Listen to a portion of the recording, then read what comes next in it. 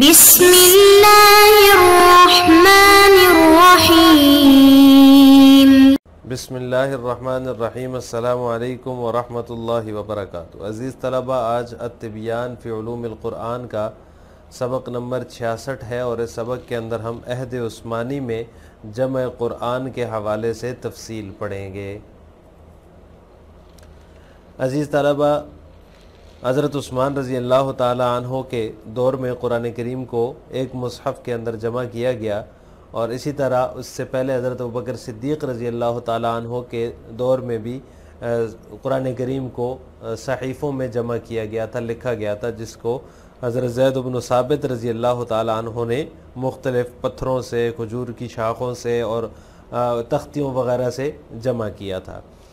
تو عہد صدیقی میں جو قرآن کریم جمع ہوا ہے اس کے اسباب مختلف تھے، اس کا سبب مختلف تھا، اور عہد عثمانی میں جو حضرت عثمان رضی اللہ تعالی عنہ نے قرآن کریم کو ایک مصحف میں جمع کیا، اس کا سبب الگ تھا۔ عہد عثمانی میں فتوحات کا دائرہ وسیع ہو گیا تھا، مسلمان جو ہے وہ دیگر ممالک تک، دور دور تک پھیل گئے تھے۔ اسلامی علاقے جو ہے وہ جتنے بھی تھے ان میں جو قراء کرام تھے، قرآن کریم کی تلاوت کرنے والے، قرآن کریم سکھانے والے، ان میں سے جو ہے نا ہر علاقے کے اندر جو ہے وہ جہاں پہ جو موجود ہوتے اسی علاقے میں ان کی قرات مشہور ہو جاتی، جو انہیں قرآن کریم سکھایا کرتے، ان کی تعلیم دیا کرتے قرآن کریم کی ان کو۔ جیسا کہ شام میں حضرت ابی بن کعب رضی اللہ تعالیٰ عنہ پہنچے تو وہاں ان کی قرات مشہور ہو گئی، کوفہ میں حضرت عبداللہ بن مسعود رضی اللہ تعالیٰ عنہ کی، اور اسی طرح ابو موسیٰ اشعری رضی اللہ تعالیٰ عنہ کی قرات جو ہے وہ مشہور ہو گئی۔ مختلف علاقوں میں مختلف صحابہ کرام کی قراتیں جو ہیں وہ مشہور ہو گئیں۔ جب یہ قراتیں مشہور ہوئیں تو الگ الگ تھیں، ہر صحابی کی اپنی قرات تھی، تو ان کے درمیان حروف کی ادائیگی میں اور جو وجوہ قرات ہوتی ہیں ان کی ادائیگی میں جو ہے وہ اختلاف ہو گیا، یہاں تک کہ لڑائی تک نوبت پہنچ گئی، اور اختلاف قرات کی وجہ سے لوگ جو ہے وہ ایک دوسرے کی تکفیر کرنے لگے۔ تو حضرت عثمان رضی اللہ تعالی عنہ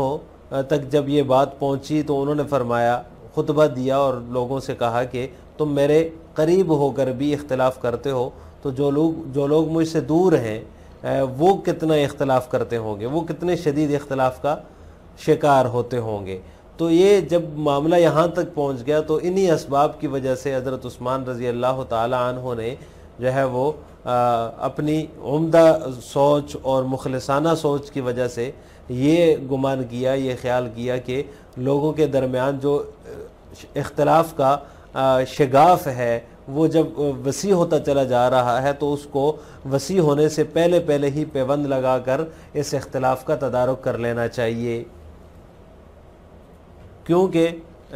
مرض جب لا علاج ہو جاتا ہے تو پھر اس کا کوئی حل نہیں ہے۔ مرض کے لا علاج ہونے سے پہلے ہی اس کا خاتمہ کر دیا جائے تو یہ عقل مندی کی بات ہے۔ اس لیے انہوں نے چنیدہ صحابہ کرام اور حفاظ صحابہ کرام جو تھے ان کو جمع کیا، اور ان کو جو ہے وہ ان سے جو ہے وہ اس حوالے سے، اس اختلاف اور اس فتنے کے سدباب کے لیے مشورہ کیا، تو سب نے متفقہ طور پر کہا کہ یہ جو ہے نا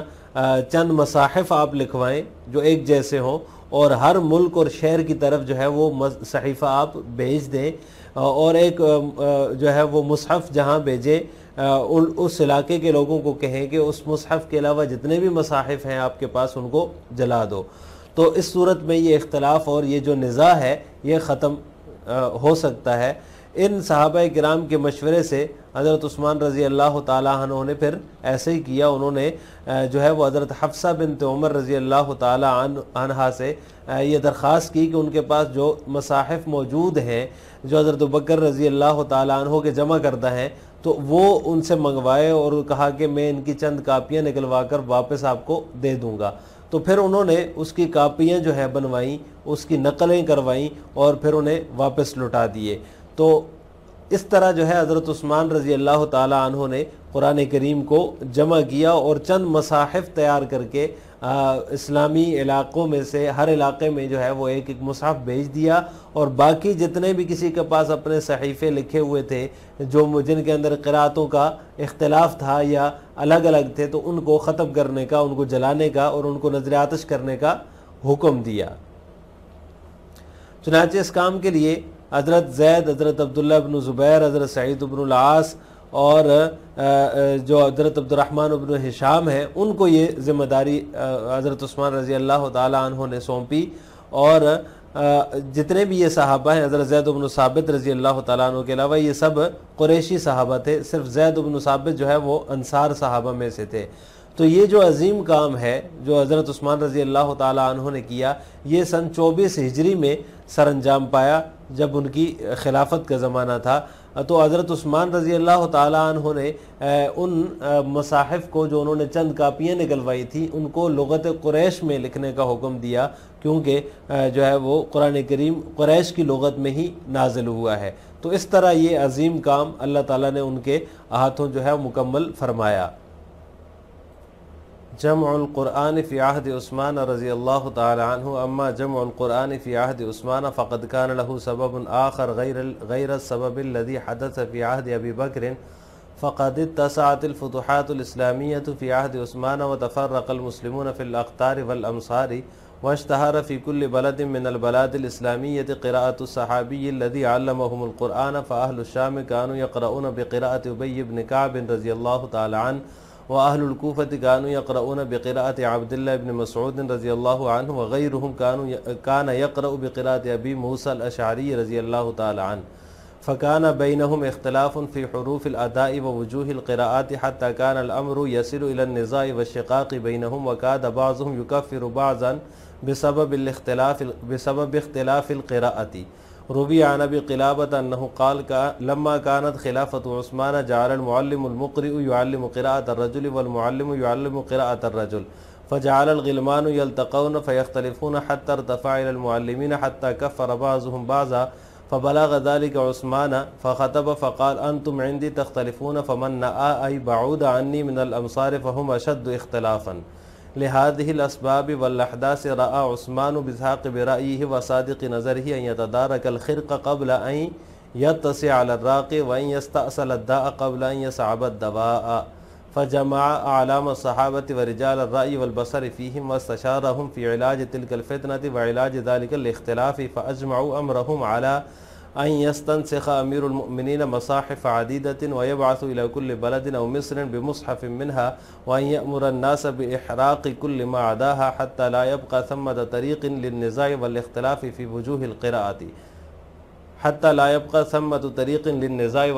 في وجوه القراءة فشرع رضي الله تعالى عنه بتنفيذ هذا القرار الحكيم فعهد إلى 4 من خيارة الصحابة وثقات الحفاظ وهم زيد بن ثابت وعبد الله بن الزبير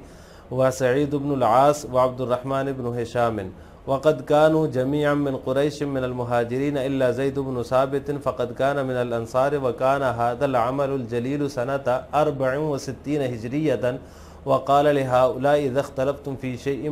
من وجوه القراءة فاكتبوه بلغة قريش فإن القرآن نزل بلغتهم وطلب عثمان من حفصة بنت عمر أن توتيه المصحف الذي كان عندها والذي جمعه أبو بكر لينسخ منه عدة نسخ ثم يعيده إليها ففعلت۔ عہد عثمانی میں جمع قرآن، حضرت عثمان رضی اللہ تعالی عنہ کے دور میں جمع قرآن کا سبب عہد صدیقی میں واقع ہونے والے سبب کے علاوہ تھا یا اس سے مختلف تھا۔ عہد عثمانی میں فتوحات اسلامیہ کا دائرہ بہت وسیع ہو گیا، مسلمان دور دور کے ممالک اور شہروں میں پھیل گئے اور اسلامی علاقے میں سے ہر علاقے کے اندر اس صحابی کی قرات مشہور ہو گئی جو انہیں قرآن کی تعلیم دیا کرتے تھے۔ لہٰذا اہل شام جو ہے وہ حضرت ابی بن کعب رضی اللہ تعالیٰ عنہ کی قرات، حضرت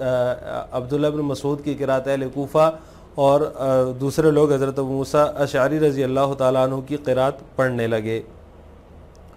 اور ان کے درمیان جو ہے فی حروف الاداء و وجوہ القراءات، حروف کی ادائیگی اور وجوہ قراءات میں اختلاف کی بنا پر باہم یصل الی النزاع و شقاق بینہم، باہم لڑائی جھگڑے تک نوبت پہنچ گئی اور اختلاف قراءات کی بنا پر لوگ ایک دوسرے کی تکفیر کرنے لگے۔ حضرت ابو قلابہ رضی اللہ تعالیٰ عنہ سے مروی و فرماتے ہیں کہ جب حضرت عثمان رضی اللہ تعالیٰ عنہ کے دور خلافت میں ایک معلم ایک صحابی کی قرات اور دوسرے معلم نے دوسرے صحابی کی قرات میں سکھانا شروع کیا تو بچے جب ملتے تو اختلاف کرتے، یہاں تک کہ یہ بات اساتذہ تک پہنچ گئی اور انہوں نے جو ہے وہ ایک دوسرے کو کافر کہنا شروع کر دیا۔